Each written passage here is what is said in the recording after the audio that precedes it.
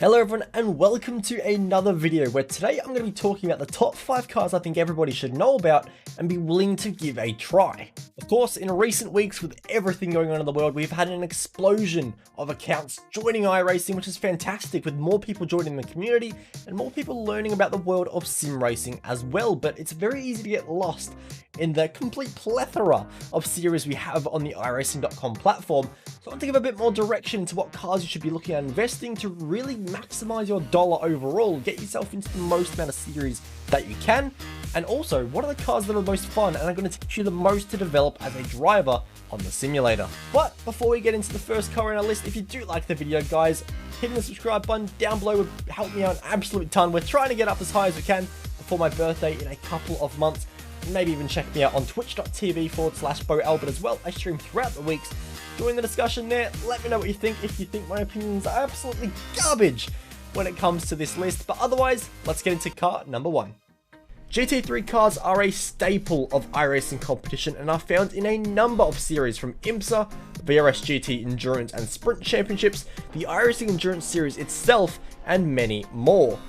However, when it comes to GT3, my recommendations for those starting out on the platform go to the Audi R8 GT3 LMS and the Mercedes AMG GT3. My reasoning behind this is during the yearly iRacing special events, the majority that include the GT3 class of cars only allow these two options, such as the Daytona 24 Hours and Sebring 12 Hours, just to list 2 examples off the top of my head. Therefore, by choosing one of these 2 cars, you maximize your dollar by increasing the amount of series and events you are able to use this particular car for. Deciding between these 2 cars is also a fairly simple equation. Are you looking for the ultra-fast, kind on its tyres, mid-engined Audi, but with a tendency to be less driver-friendly and feels like it's going to murder you at any second if you even think about a curb for a nanosecond?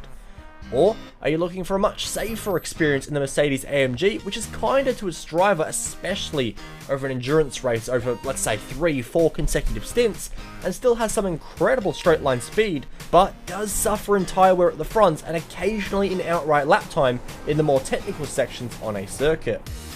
A GT3 is a great learning experience for those starting out in iRacing though, with their driver assist including ABS and traction control.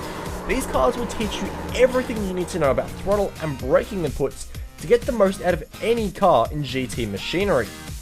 The competition is always super close thanks to these cars having assists, so don't walk into any GT3 race expecting to ever be lonely. They pick the slipstream up fantastically and are very popular with some of the higher iRated guys on the service, so you'll have plenty of competition at all times throughout the day. Next up on the list, we go to a very different side of iRacing from GT3 as we move over to the world of NASCAR, and picking up one of the latest versions of the Cup Series cars should be very high on your to-buy list. These cars are one of the most frequently used and updated in iRacing thanks to a very strong partnership developed alongside NASCAR itself. These cars are one of the more friendly to race in the Oval Series thanks to increased aero and general mechanical grip compared to the C-Class trucks or the B-Class Xfinity cars. This improved drivability means the racing and the margins between winning and losing in these cars are super close, and you'll always have a stellar race on your hands whether you are working the high banks of Daytona or Charlotte or hard on the brakes of the road courses featured across the season. These cars are used in the relaxed carbureted cup, which are always a large amount of fun, but are also used in the high-level eNASCAR Coca-Cola series and NASCAR iRacing series, which replicates the real-world calendar, allowing you to experience a full NASCAR season in competition. If you want to get your oval fix on iRacing and want to get the most out of your dollar, one of the 3 Class A NASCARs are surely hard to look past. Moving over to the roadside again, we change to the open wheel racer with a very high number of active drivers and some great competition. I'm not talking about the Skip Barber as many might expect though. Sure, the Skippy does give you some great racing, but in terms of developing as a driver if you are new to iRacing and providing a unique experience unlike any other car given to you as free content, I feel the Dallara Formula 3 is a better alternative. The Dallara Formula 3 is a very lively open-wheeler car which provides some phenomenal racing at high speeds down both the straights and through the twisty corners at Spa, Silverstone and hell, Belle Isle, just to name a few. The car features the gorgeous new damage model, ability to race against iRacing's AI, and it's one of the cars that it really has gelled fantastically with the new tyre model, allowing you to throw the car in and attack all race long. The car is used in only two series, being the Pure Driving School Formula Sprint and the Simucube Formula 3 series, but both of these are highly popular, and seeing consistent race registrations into the hundreds is not uncommon. Especially for the drivers new to iRacing that are looking into the high downforce options, let's say Formula 1, Formula Renault 3.5s, or even the LMP1 cars, I think these cars are a great tool to learn in, as you will develop very quickly in how to deal with a dirty air effect in the corners, how to really attack with downforce and loading the car up on entry into a high speed corner, and also just general racecraft, which is a lot more high stakes in open wheel cars with any kind of contact, typically leading to disaster. A super fun car that I highly recommend to anybody to try out. Coming in at number 4 on our list of 5 is a car that is gaining a lot of publicity at the moment, and that is the Porsche 911 GT3 Cup car. The reason I've put the Porsche on this list is because, let's face it, every driver is curious when they first jump onto the simulator just how far off or how close they are to the top guys on the platform. And this particular car is used in iRacing's flagship roadside series, the Porsche Tag Heuer Esports Super Cup. If you want to challenge yourself against the best in iRacing's road discipline, this is the car to use as a benchmark. Along with that, this car is a challenge to drive and very rewarding when you get it right. The lack of ABS in this rear-engine car means it requires a delicate touch on the brake, and I would argue if you can master the brakes on this car, you can master any car without ABS on the simulator, so it is a fantastic training tool for other disciplines. This car requires a driving style where you need to drive the car on the rear to be fast, almost in a constant dance and keeping you entirely on the limit. It is almost unlike anything else on the platform in this regard, as often you are in a situation in iRacing where you need to drive the car straight to avoid snap oversteer, or just in general take care of your car's tyre life. But this is an exception to the rule, and something that everybody needs to try once.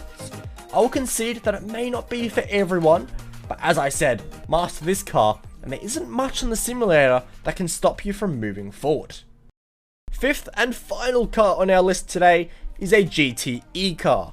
GTE cars are just like GT3 cars, but on absolute steroids. Faster lap times, wider tyres, more aero, and no ABS. They are a great test of skill and is probably the most competitive category in multi-class competition in iRacing. In GTE, you get the choice between the Ferrari 488 GTE, the Porsche 991 RSR, and the Ford GT LM. But my vote for which car you should pick up goes to the BMW M8 GTE. The reason behind this is similar to that of the GT3 selection. By choosing the BMW, you allow yourself into even more series than the other cars, with the inclusion of the BMW 12.0 sprint races and the 6-round BMW 120 races that go for, well, 120 minutes, and are a team race with some prizes on the line too. Therefore, you're going to get the most bang for your buck in terms of series eligibility. GTE is used also in IMSA and the iRacing Le Mans series, which are right up there for the most participated series on the site, so you're always guaranteed great racing in a multi-class situation, but the GTE cars are often ending up as the star attraction.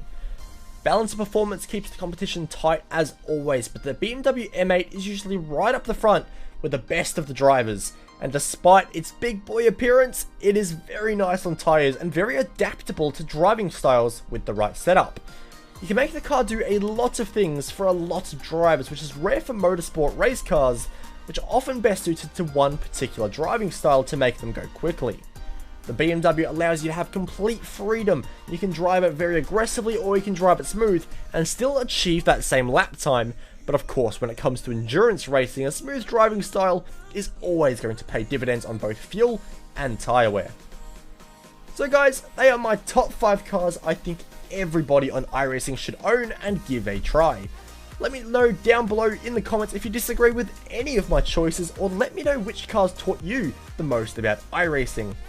If you did enjoy guys, I'd appreciate if you hit the subscribe button down below, or even checked me out over at twitch.tv/BoAlbert. I'm streaming throughout the week and links will be down in the description, including a link to my Discord where we have almost 150 members now, all talking complete garbage about sim racing and the real world of motorsport when hopefully it continues after all of the COVID-19 situation. But guys, until next time, I'm out.